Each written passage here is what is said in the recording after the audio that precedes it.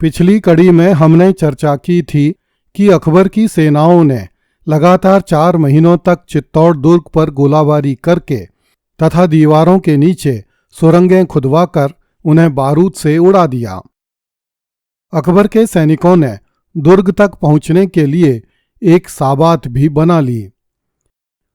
मुल्ला अब्दुल कादिर बदायूनी लिखता है कि काफी समय के बाद 6 महीना या अधिक, अंततः एक रात इसी शाबान माह की 25वीं मंगलवार को सभी ओर से शाही फौज ने आक्रमण करते हुए किले की दीवारों को तोड़ दिया और तूफान की तरह दुर्ग में घुस गए। बंदूकों और तोपों को छोड़ने की रोशनी में जयमल का क्रोधित चेहरा दिखाई देने लगा, जो कि इस्लाम के सिपाहियों की ओर मुखातिब था। मुल्ला लिखता है कि इस समय साफ साफ पहचान वाले जयमल के ललाट पर एक गोली लगी और वह मृत होकर गिर पड़ा। यह ऐसा था जैसे चिड़ियाओं के झुंड पर कोई पत्थर गिर पड़ा हो, क्योंकि जब किला रक्षक सेना ने देखा कि उनका मुखिया मर चुका है तो वे सब अपने अपने घर भाग गए। मुल्ला लिखता है कि तब उन्होंने अर्थात चित्तौड़ी सैनिकों ने अपने परिवार व सामान को इकट्ठा किया और जला दिया, जिसे हिंद की भाषा में जौहर कहते हैं। जो बच गए उनमें से अधिकतर रक्त पिपासु तलवार रूपी मगरमच्छ के भोजन बन गए। वे दारुण दुख के फंदे में फंस गए। पूरी रात जंगजुओं की तलवारों ने गंवारों के कत्ल से आराम नहीं पाया और उनकी तलवारें अपने म्यानों में नहीं लौटीं। तब तक दोपहर की झपकी का समय हो गया। 8000 साहसी राजपूत कत्ल कर दिए गए। अबुल फजल तथा मुल्ला बदायूनी दोनों ने लिखा है कि उस रात अकबर की सेना ने जयमल को मार दिया, किंतु इन दोनों लेखकों के विवरण आपस में भी मेल नहीं खाते और हिंदू लेखकों के विवरण से मेल नहीं खाते। अबुल फजल कहता है कि अकबर ने किले के बाहर से गोली मारी तथा उसने जिसे गोली मारी उसे वह पहचानता नहीं था, जबकि बदायूनी कहता है कि गोली किले के भीतर घुसकर मारी गई थी तथा जिसे मारी गई थी उसे आसानी से पहचाना जा सकता था, किंतु बदायूनी गोली मारने वाले का नाम नहीं लिखता है। इन दोनों कथनों में से अबुल फजल का कथन अधिक सही प्रतीत होता है कि गोली बाहर से मारी गई थी और जिसे मारी गई थी उसे अकबर पहचानता नहीं था, किंतु यह कथन गलत है कि गोली लगने से जयमल की मृत्यु हो गई थी। गोली जयमल के पैर में लगी थी, जिससे वह लंगड़ा हो गया था। गोली लगने के बाद राजा जयमल काफी दिनों तक जीवित रहा था और युद्ध का नेतृत्व करता रहा था।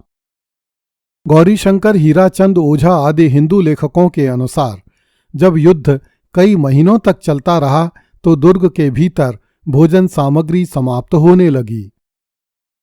इस पर जयमल मेड़तिया ने मेवाड़ी सरदारों को एकत्रित करके कहा कि अब किले में भोजन सामग्री समाप्त हो रही है, इसलिए साका किया जाए।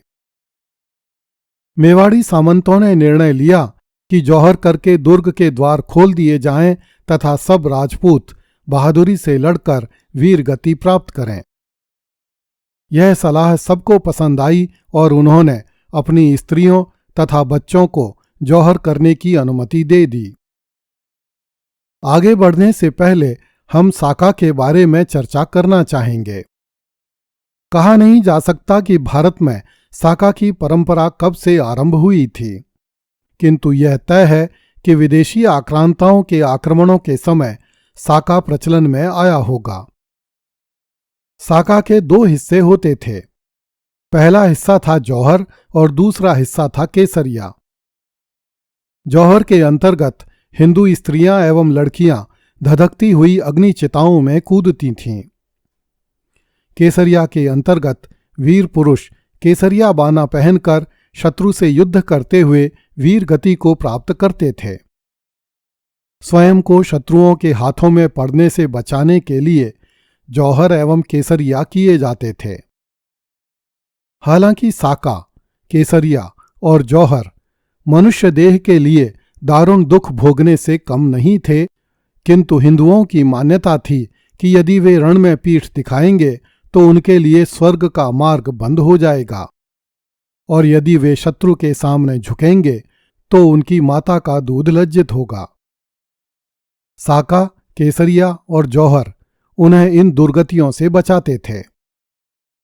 जौहर में होने वाला नरसंहार उस दुर्ग में रहने वाले मनुष्यों के लिए भगवान शिव के तीसरे नेत्र के खुलने जैसा विनाशक होता था, जिसमें उनका सब कुछ जलकर भस्म हो जाता था। जब से देश पर विदेशी आक्रांताओं के हमले आरंभ हुए थे, तब से जौहर की यह ज्वाला उत्तरी भारत के किलों में प्रज्वलित हो रही थी।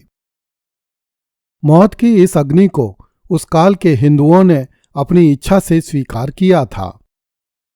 जब किसी दुर्ग में जौहर होता था तो इस प्रक्रिया में दुर्ग के भीतर मौजूद सभी स्त्रियां भाग लेती थीं। रानी से लेकर दासी तक देखते ही देखते अग्नि की लपटों में समा जाती थीं। इनमें राजा के सामान्य सेवकों से लेकर सैनिकों, मंत्रियों एवं सेनापतियों की औरतें होती थीं। दुर्ग में रहने वाले किसान, महाजन, पंडित, शिल्पी, कर्मकार एवं रंगरेज आदि सभी घरों की औरतें अपने अपने घरों में जौहर का आयोजन करती थीं। शत्रु सैनिकों द्वारा छोटे छोटे बच्चे बच्चियों को सेक्स गुलाम एवं वेश्या बना लिए जाने की संभावना होती थी। इसलिए माताएं अपने बच्चों को भी अपने साथ लेकर जौहर की अग्नि में कूद पड़ती थीं। जब जौहर के बाद राजा अपने साथियों के साथ साका कर रहा होता था और अपने जीवन की आखिरी लड़ाई लड़ रहा होता था, तो राजा के सेवक, गायक, छींपा, गांछा, माली, तेली, तंबोली, नाई, धोबी आदि समस्त जातियों के पुरुष हाथों में हथियार लेकर राजा का साथ देते थे और राजा से पहले स्वयं युद्ध भूमि में काम आने की चेष्टा करते थे। 15वीं शताब्दी ईस्वी में लिखे गए कानड़दे प्रबंध नामक ग्रंथ में पद्मनाभ ने 14वीं शताब्दी ईस्वी में अलाउद्दीन खिलजी के हमले के समय सिवाना दुर्ग तथा जालौर दुर्ग में हुए 2 साकों का विस्तार से वर्णन किया है। इस वर्णन में किले के भीतर रहने वाली 18 जातियों की औरतों द्वारा जौहर किए जाने का उल्लेख है। भारत के इतिहास में ऐसे उल्लेख भी मिलते हैं जब मुस्लिम स्त्रियों ने भी जौहर किए। ईस्वी 1398 में जब तैमूर लंग ने भटनेर के दुर्ग पर आक्रमण किया, उस समय किले में रहने वाली मुस्लिम औरतों ने भी हिंदू औरतों के साथ जौहर में भाग लिया ताकि वे बर्बर मंगोल सैनिकों के हाथों में पड़ने से बच सकें। अगली कड़ी में देखिए, चित्तौड़ दुर्ग से निकली लाल लपटें आकाश का कलेजा जलाने लगीं। कृपया इस चैनल को लाइक, सब्सक्राइब एवं शेयर करें। धन्यवाद।